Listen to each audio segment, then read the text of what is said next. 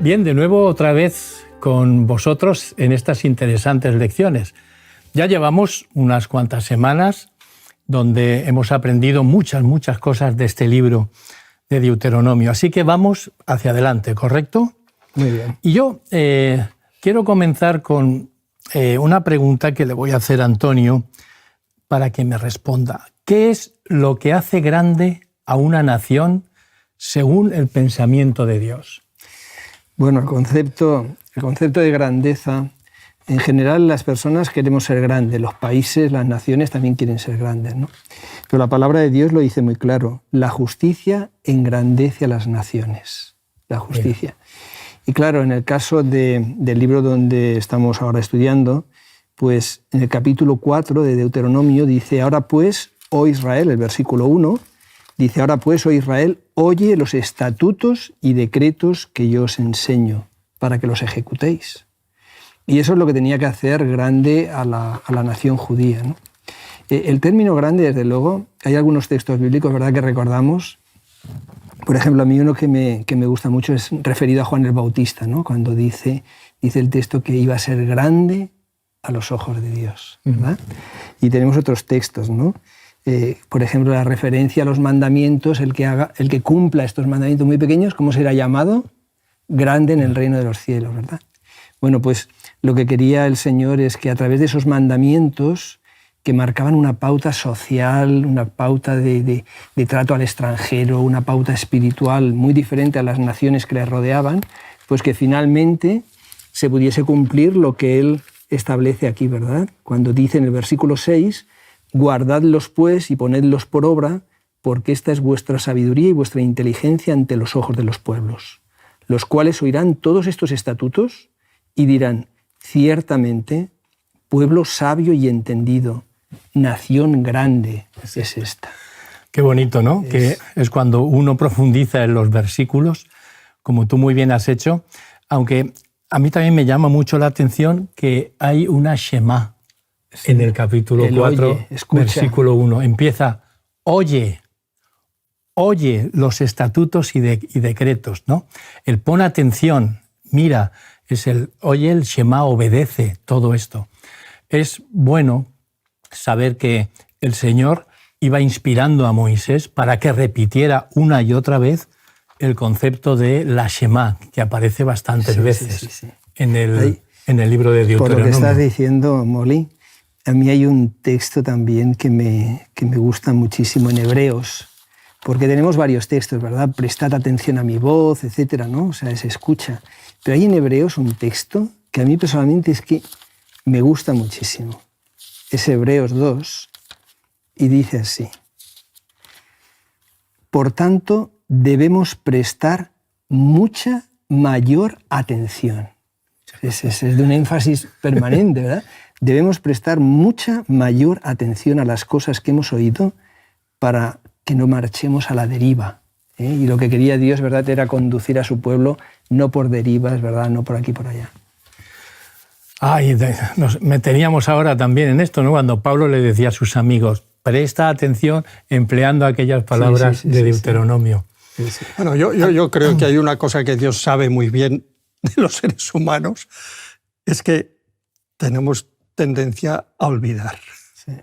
A olvidar muchas cosas, incluso las cosas buenas que Dios ha hecho por nosotros. Y el pueblo de Israel es un ejemplo claro, pero a nosotros nos pasa también. De vez en cuando nos entra la ansiedad, nos angustiamos por hoy, por mañana, pasado. Y no es que se nos haya olvidado en el chip que sea de la memoria, pero no ejerce la influencia, la fuerza que debería tener para que nos quedáramos tranquilos. Dice, vamos a ver, si Dios es el mismo ayer, hoy y por los siglos, si Dios no cambia, el mismo que me escuchó en tal momento y en tal otro y en tal otro, ¿por qué no lo va a hacer ahora? ¿Se ha vuelto débil o como alguno de Dios ya se ha dormido? No.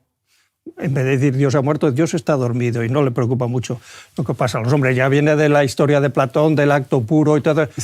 Ahí os quedáis, ya os apañaréis, ¿no?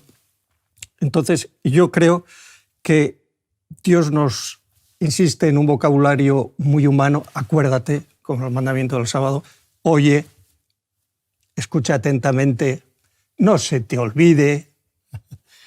insiste. ¿Cuántas veces hemos dicho eso a los hijos? ¿O nos lo han dicho cuando éramos pequeños? A veces, ¿sabes para qué lo utilizamos? Para hacer una lista negra de los errores del otro. Oye, porque en tal fecha tal y en tal otra tal otra.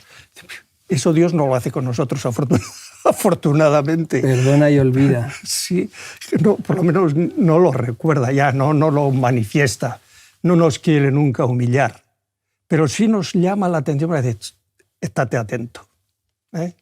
Que sin darte cuenta te vas a ir por otro camino. Qué bueno, ¿no? Que el Señor, ahí ya a punto de entrar en la tierra de Canaán, hace todo un recordatorio para su pueblo. Y hay un versículo en Deuteronomio 12:32 que dice lo siguiente: cuidarás de hacer todo lo que yo te mando.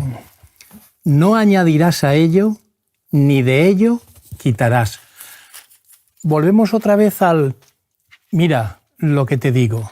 Estas son mis palabras. Apúntalas, grábalas en tu mente, estúdialas, pero ni me añadas ni me quites de mi palabra. ¿Qué me puedes decir a esto, Bueno, Alberto? yo es que me parece un texto fantástico este.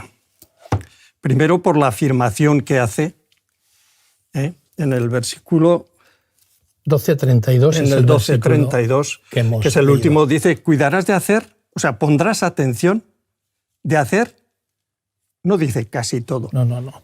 Todo lo que Dice yo te mando. Todo. O sea, es que con Dios es todo o es nada. Todo lo demás son subterfugios para engañarnos al final a nosotros mismos, porque a Dios no. Es todo o nada. Y nuestro compromiso con Dios es todo o nada.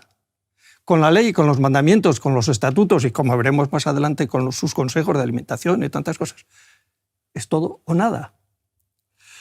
Y aparte de ese todo, de poner atención a todo, no añadir ni quitar. Vamos a ver, añadir a algo es relativamente fácil. Tienes redactada una ley, lo que quieras, una norma, con que le añadas unas palabras, una línea, a lo mejor ya queda el sentido tan ambiguo que dice, no, puedo hacer lo que me dé la gana, lo que me apetezca, que no pasa nada, que la ley no es tan taxativa. A veces decimos tan radical. Bueno. Y no quitarás. Hombre, si quitamos algo se nota más, pero ¿cómo lo hace Satanás y lo ha hecho siempre? Y en psicología se hace. El vacío no existe. La mente no existe. Si quitas algo lo tienes que sustituir por otra cosa. Similar, parecida, que lo sustituya adecuadamente. Entonces el diablo, que nos conoce muy bien, dice, bueno, si quito esto, tengo que poner otra cosa. Si quito el sábado, tengo que poner el domingo, o las fiestas, o lo que sea, que hay muchas cosas. Entonces, ni añadir ni quitar. Confórmate con eso. Sin darnos cuenta, a veces lo que hacemos es corregirle la plana a Dios. Pero vamos a ver, ¿cómo podemos corregirle la plana a lo que Dios ha inspirado? Yo creo que la mayoría de las veces lo hacemos inconscientemente, pero lo hacemos en la práctica, porque interpretamos según nos gusta, según nos apetece, según parece que nos conviene una circunstancia determinada. Y eso es una manera de engañarnos a nosotros mismos. En el tema este que está ahora comentando Alberto, realmente, y donde están las tradiciones también, todas las cosas que se incluyen, que sustituyen muchas veces a la palabra de Dios, pero hay una cosa que a mí me ha tocado incluso personalmente mucho cuando he tenido que trabajar con personas, situaciones, bueno, y nosotros los tres como pastores, ¿verdad? El Evangelio tal cual es, cuando llega al corazón de una persona, el ideal sería que permeara el corazón, ¿verdad? De hecho, hay un texto en Deuteronomio 32 que dice que goteará como la lluvia la enseñanza, ¿no? O sea, y hay otros textos donde habla del corazón humano como un huerto de riego, ¿no? O sea, lo ideal sería que realmente el Evangelio, la voluntad de Dios, permeara nuestro corazón. Sin embargo, muchas veces vemos que el ser humano es el que permea el Evangelio. O sea, se produce un trasvase, pero en sentido contrario, ¿no? Y entonces podemos hacer el Evangelio pues a veces duro, enjuiciador, un Evangelio que no está lleno de amor, un Evangelio que coge otras connotaciones distintas. A mi medida. A mi medida, ¿eh? De hecho, hay un texto también que dice, os buscaréis maestros según vuestras concupiscencias, ¿no? Entonces, qué importante que no añadamos nada en plan escrito, pero que no añadamos tampoco ninguna de nuestras actitudes y cosas que deben ser cambiadas por el Evangelio, ¿no? Sí, tenemos el ejemplo de Jesús cuando tenía ese corbán, ¿verdad? Esa ofrenda que daban los judíos al templo, y entonces era una excusa pues para no cuidar de sus padres. Y entonces le decían, ¿no vas a cuidar a tus papás? No, pero si tú tienes dinero, es corbán, es una ofrenda que ofrezco al templo, y entonces ya no puedo ayudar ni puedo cuidar de mis padres. Claro, ahí Jesús intervino, ¿no? Diciendo precisamente en Mateo 15:3, vosotros quebrantáis el mandamiento por vuestra tradición. Exactamente. Y es que a veces las tradiciones, hemos dicho ya en esta mesa, ¿no? Las tradiciones poco a poco van cambiando. ¿Por qué? Porque o añaden o quitan cosas de la palabra que el Señor nos ha dado. Es triste esto. Sí, pero es una tendencia fácil, porque ¿cuánto dice? Que hace falta 21 días para crear un hábito. Es una teoría. Es una teoría, de ¿vale? William James. Hay otras de 66, sí, 40. Sí, bueno, pero no se hace un hábito en 2 días ni 3 días. Hay que repetir bastantes veces para que se cree un hábito.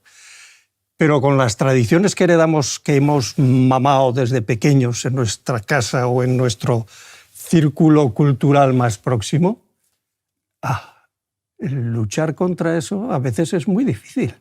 Muy difícil. Y nos imbuye la tradición sin darnos cuenta. ¿Puedo poner un ejemplo? Sí, sí. Somos cristianos adventistas del séptimo día, esperamos la resurrección, la segunda venida de Jesús, pero muchos adventistas, yo no sé si en todo el mundo, el día de Todos los Santos, el 1 de noviembre, llevan flores a la tumba de sus antepasados, de sus seres queridos al cementerio. ¿Qué sentido tiene? Bueno, pues antes ha sido el Día de Difuntos. Ninguno, pero se hace. Las tradiciones, ¿no? Hay otros que, bueno, el católico pues es antigua, pues sabe lo que está haciendo o no, es igual, es una tradición, pero yo he visto gente en nuestras iglesias adventistas que entran a la iglesia y solo hacen 1 o 2 o 3, se ponen de rodillas. Entrar y se ponen de rodillas. Bueno, si se lo pide el cuerpo, pues no lo vas a juzgar. ¿Por qué lo hace? Es cosa de ellos.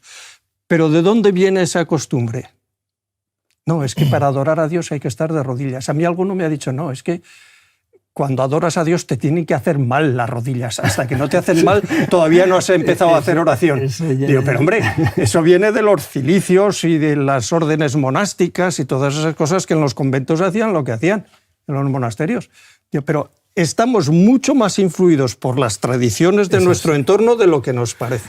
Por eso Pablo, cuando le escribe a Timoteo, en el capítulo 3, versículo 16, dice, toda escritura es inspirada por Dios y útil para enseñar, para convencer, para corregir. Y es un momento en que nosotros debemos de plantearnos, ¿no?, el tema de corregir. ¿Corregir el qué? Hay muchas tradiciones que están tan enraizadas en nuestra vida que no nos damos cuenta. Y una de esto es lo que nos dice. Yo os podría decir una comenta que igual os hace gracia, pero no es graciosa. En muchos países, y en los que yo he conocido en África Central, el cristiano y el adventista incluido tiene tal miedo a la brujería que no se lo quita de encima. Y hablas con él y dice, pero tú sabes que Dios es más poderoso que el diablo y que los brujos. Sí, sí, claro que lo sé. Y dice, pero el miedo no me lo quita nadie. He vivido con ese miedo toda mi vida. Toda mi vida. Claro. Y hablando con los espíritus de mis antepasados todos los días. Claro. Además que la tumba estaba allí, al lado de la choza o de la cabaña. Claro. ¿Cómo se cambia eso? Es Cristo el único, ¿eh? Pues pastores. Yo he conocido pastores que han estado trabajando conmigo que no se podían quitar de encima el miedo a la brujería. Además, porque funciona. Es que Satanás funciona. Funciona. Hombre, que sí funciona. Funciona. Esas cosas están arraigadas, ¿no? Bueno, si uno piensa a nivel de la mente, ¿no?, Cada neurona tiene como unas 10.000 conexiones. Casi nada. Solo. Y tenemos pues 86.000 millones de neuronas, ¿no? Y todo eso está ahí trabajando. Las tradiciones, los hábitos, las cosas que tenemos totalmente cogidas, no son pensamientos etéreos que están por ahí. Concretamente en los núcleos basales, que es una parte del sistema límbico, están ahí establecidas y en una zona que se llama el área subcortical, subtalámica, que ahí está todo el tema este de los hábitos, y eso está arraigado. O sea, solo se puede superar esto en esa corteza infralímbica, solo se puede superar a través de la palabra y persistiendo en la palabra. Persistiendo en la palabra. Ni siquiera de una forma esporádicamente. O sea, el Señor nos llama aún cada día, ¿verdad? Que es una expresión que además se utiliza en Deuteronomio. O sea, cada día, porque si no, realmente esas tradiciones, esas cosas están ahí totalmente arraigadas. Sucedió un hecho que nos narra en Deuteronomio 4 con el tema de Baal-peor, y que estaban a punto ya de entrar en la tierra prometida. Pero aquí el libro de Números nos explica con amplitud qué fue lo que ocurrió. Y dice en Números 25, versículos 1 y 2, nos dice: empezaron a fornicar con las hijas de Moab, el pueblo comió y se inclinó a los dioses. ¿Por qué crees tú que Moisés dejó reflejado este versículo en Deuteronomio con este suceso tan trágico a punto ya de alcanzar la tierra prometida? Sí, realmente, claro, el pueblo de Dios estaba llamado a ser una luz, ¿verdad? La sal de la tierra. Y estaban ya, pues eso, a punto de entrar en la tierra nueva. Realmente ahí entró la pasión, ¿verdad? La parte emocional. El ser humano nos podemos mover desde los principios o desde las emociones, desde las pasiones. Y Satanás sabe perfectamente que si consigue trasladar la base de nuestra existencia de los principios a las emociones o las pasiones, realmente ahí estamos perdidos, ¿no? Entonces la sensualidad, la sexualidad, todo esto, pues Satanás lo ha utilizado muy bien. Lo que fue un regalo de parte de Dios, pues él le ha sabido dar el giro como para llevar a una distorsión emocional y al final espiritual, ¿no? Claro, lo que vemos en este evento es que lo que utilizó Satanás es, primero, un pecado a nivel físico, porque fue el medio de llevarle a un pecado a nivel espiritual, aunque el pecado físico también era espiritual, evidentemente. Pero a Salomón le pasó lo mismo. Salomón, a través de las mujeres, a través de la tentación, a través de tal, acabó adorando a otros dioses. Y ahí con Balaam también el consejo fue traer a mujeres para que contaminen al pueblo. Efectivamente. Por eso la hermana White menciona tanto el tema de los sentidos, ¿no? Y de hecho Eva ya también intervino el problema de los sentidos, ¿eh? O sea, cómo Satanás intenta, a través de las sensaciones, a través de las emociones, que son en realidad son las reinas en este mundo. O sea, hoy en día se compra y se vende emociones, sensaciones. Se venden mucho más emociones y sensaciones que productos. Los productos asociados a sensaciones. O sea, hay una mercadotecnia de la sensación, ¿no? Y Satanás eso lo ha sabido trabajar siempre desde el principio. Alberto, aquí tenemos que entonces los hombres siguieron a las mujeres y entonces, bueno, pues desviaron su camino.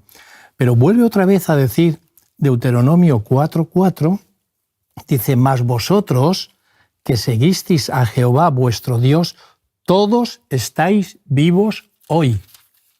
Todos. ¿Qué significa para ti y qué apunte podrías dar a esta frase? Mas vosotros que seguisteis a Jehová, todos estáis vivos hoy. Yo no tengo una estadística de cómo los que salieron de Egipto mayores de 20 años, siendo que no había enfermedades, cómo fueron muriendo por el camino durante los 40 años, cuántos quedaron pues, de 60 años para arriba en este momento, cuántos van a morir todavía, porque estamos al final. Sí, estamos a punto de entrar. Estamos al final. No nos dice, que yo recuerde, ningún texto dice, bueno, y este día pues Dios hizo tabula rasa y dice, bueno, aquí todos los que tenéis más de 60 años, a excepción de estos dos especiales, Josué y Caleb, todos os vais a descansar. No lo dice. Pero a los que le escuchan, los que habéis seguido hasta aquí y hasta ahora, yo sigo estando con vosotros. Y os voy a acompañar para llegar al final, que estamos casi al final. Yo me imagino gente joven menor de 20 años, niños saliendo de Egipto, y llegan allí pues adultos ya, padres, abuelos, y nos hemos pasado la vida en el desierto. Imagínate. Nos hemos pasado la vida en el desierto, 40 años. Bueno, Moisés había pasado 40 años antes en Madián, pero tenía que ser una experiencia muy difícil de entender, muy difícil, porque a veces nosotros pasamos por nuestros pequeños o grandes desiertos que duran X tiempo, siempre nos parece más largo de lo que quisiéramos, pero 40 años en esas condiciones, por mucho que tengas el pan, el maná, el agua y todas esas cosas que se nos dice que el Señor cuidó de su pueblo, tendrían unas ganas locas de entrar en la tierra prometida. Pues el Señor les tiene que recordar, todos estáis vivos hoy, hasta aquí habéis vivido. Y el Señor quiere que disfrutéis de las promesas que os ha hecho, que hizo desde Abraham. Y ahí todo el Deuteronomio haciendo recuento, repaso de la historia de los patriarcas, parece, vale, ya habéis hecho el camino. Solo os falta un poquito. Sí. Así que aguantar, que falta poco. Sí, esa misma palabra también lo usó Jesús cuando les dijo, mirad, el reino ya está entre vosotros, seguidme, seguidme. Haced todo lo que yo... Es un verbo fantástico. Haced todo lo que yo os muestro, porque para eso soy vuestro maestro, pero seguidme. Aunque sabemos que hubo casos en que prefirieron otras cosas, ¿no? Como el joven rico que dijo, yo sigo por otro camino. Pero si tú me sigues, tú vas a pasar, tú vas a estar conmigo en la tierra nueva. Seguidme, y eso es lo que nos pide. Hay textos, de verdad, muy bonitos sobre esto, ¿no? El texto que conocemos también y que tiene sus paralelos, ¿no? En los sinópticos, cuando dice, todo el que quiera seguir en pos de mí, tome su cruz, ¿verdad? Cada día, ese cada día es fantástico, ¿no? El Señor nos invita a eso, a seguir a Jesús, seguirle, puestos los ojos allí en Él, ¿no? Y bueno, y es de alguna forma repetir la experiencia que ahora comentaba Alberto, ¿no? Hay un pequeño detalle, esto que dice, y los pueblos dirán, ciertamente pueblo sabio y entendido, nación grande es esta. Yo os pregunto, si puedo hacer una pregunta. Adelante, adelante, claro. ¿No os parece que el pueblo judío, en términos generales, sin entrar en políticas de sionismo o historias de esas, hasta el día de hoy sigue siendo un pueblo bendecido por Dios? Sí. ¿Un pueblo especial? Sí. Yo creo que... Yo lo creo firmemente. O sea, no estoy hablando del IQ, de la capacidad intelectual, ni, qué sé yo, de qué cosas que podamos analizar desde un punto de vista psicológico o psiquiátrico, yo qué sé. No, pero son gente capaces de hacer lo que ningún otro ha hecho en aquel desierto, en aquellos desiertos. Convertirlo en jardines, en vergeles. Y bueno, luego otros lo han hecho también. ¿Por qué os pensáis que del otro lado del Jordán, Jordania tiene tan buenas relaciones con Israel? Porque les han enseñado a hacer en el desierto lo mismo que han hecho ellos. Y los jordanos están encantados de la vida, de que Israel esté allá al lado. Aunque no lo digan en la prensa, ni se lo digan a los otros pueblos musulmanes, árabes. Pero es verdad, es un pueblo bendecido. Y un detalle. Si os repasáis la lista de los premios Nobel que han habido, ¿cuántos judíos hay? Montones. Y si les ponéis una proporción a la población de judíos, esto no tiene aplicación normal. Sí, yo recuerdo, perdona Molly, yo recuerdo un tema que dio justamente Molly, que te escuché allí creo que fue en Asturias, precisamente sobre la bendición del pueblo judío, dando datos y tal, y fue muy interesante. Es que realmente lo ves ahí, ¿no? Que Dios ha estado presente con este pueblo. Sí. El pueblo judío tiene una cosa que los demás pueblos no tienen, y es que sin darse cuenta ellos, han seguido la palabra de Dios como la tradición que debe de seguirse. Entonces, ¿qué ocurría? Bueno, pues aquí nadie come carne de cerdo. ¿Por qué? Porque en Levítico 11 no se aprueban esas carnes. Y ellos, pues no las comen. ¿Y qué ocurría? Cuando el pueblo de Dios iba a cualquier poblado, pues no comían carne de cerdo. Pero entonces venían las plagas, venían la triquinosis y todo el pueblo se contagiaba y el pueblo judío no. Estos eran, claro, nos han puesto algo para que nosotros estemos envenenados. Eso es una de las cosas. Otra de las cosas es que tenían un sistema de prevención que el mundo no tenía. De higiene, incomparable. Hombre, yo recuerdo en casa, Alberto, tú lo habrás vivido también, a comer, Susín, si no te lavas las manos no comes. Digo, ¿pero qué tendrá que ver lavarse las manos con comer? No lo sé, pero tú no te sientas... Y eso eran conductas de higiene que lo llevaban constantemente, desde siempre. Las normas sanitarias tremendas. Sanitarias, ¿verdad? Luego, entonces vemos que poco a poco estos han seguido haciendo esta tradición. Los niños judíos, entre el pueblo de Israel, muy pocos analfabetos o casi ninguno, porque de pequeñito... Aprendían con la Biblia, ya estaban con las Escrituras, con el Antiguo totalmente. Testamento. Geometría, aritmética, a leer y a escribir. Por eso tienes toda la razón al decir, este pueblo ha sido bendecido, es que ellos leían, estudiaban y sin darse cuenta lo llevaban a la práctica. Por eso, el que estudia y lee va a tener bendiciones totales. Hay un capítulo, y es el capítulo 2 de Deuteronomio, es muy curioso, porque se ve cómo Dios tuvo una tierra prometida para moabitas, amonitas y para los edomitas, los descendientes de Esaú. O sea, y no podía Israel pisar, dice el texto bíblico, que no os voy a dar ni lo que ocupa la planta de un pie. Eso es un terreno que yo les he dado a ellos. Son descendientes de Abraham también. Efectivamente. Y los he sacado las tribus y las gentes que estaban en el paganismo, igual que en la parte norte. O sea, pero es el pueblo de Israel el que ha mantenido la ley y es el que ha mantenido unas tradiciones que les han preservado mucho. Pueblo grande y bendecido es esta nación que Dios trajo. Y espiritualmente nosotros, como pueblo cristiano, estamos llamados a lo mismo. A lo mismo. Por eso está el tipo, que lo vemos ahí, y el antitipo, que somos nosotros. Muy bien, mis queridos amigos, pues esto finalizó. Se acabó. Parece mentira, pero encontramos este manjar tan sabroso en estudiar la palabra de Dios que ya hemos devorado toda la lección. Así que os emplazo para que la semana que viene nos encontremos de nuevo aquí para estudiar la palabra. ¿Os parece bien, Alberto? Muy bien.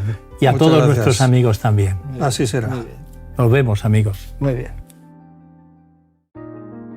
Te invitamos a tener una experiencia más allá del sábado, convirtiendo tu unidad de acción en una iglesia hogar en donde la Biblia, la oración intercesora, la fraternidad y la testificación sean vuestro estilo de vida. Así experimentaremos un poder renovador en la iglesia y en el cumplimiento de la misión. Suscríbete a nuestro canal de Hope Media para no perderte ninguna escuela sabática viva. Que Dios te bendiga.